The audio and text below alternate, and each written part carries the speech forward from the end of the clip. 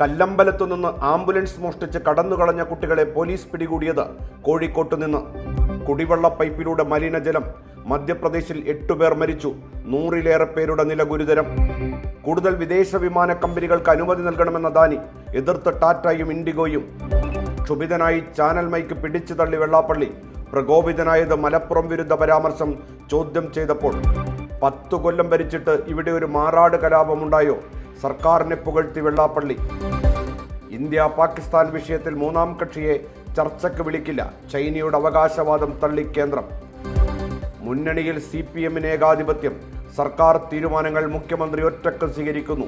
ഭരണവിരുദ്ധ വികാരം തിരിച്ചടിയായെന്നും CPI. 4ാം ക്ലാസ്സുകാരുടെ ആത്മഹത്യ. സ്കൂളിന്റെ അംഗീകാരം റദ്ദാക്കി CBSE. മേയർ ആവശ്യപ്പെട്ടാൽ ബസ് തിരിച്ചേക്കാം. പകരം 150 എണ്ണം വാങ്ങും. സിറ്റി ബസ് വിവാദത്തിൽ മേയർക്ക് മറുപടിയുമായി മന്ത്രി KB ഗണേഷ് കുമാർ. മഹാരാഷ്ട്രയിൽ അറസ്റ്റിലായ മലയാളി വൈദികനും സംഘത്തിനും ജാമ്യം.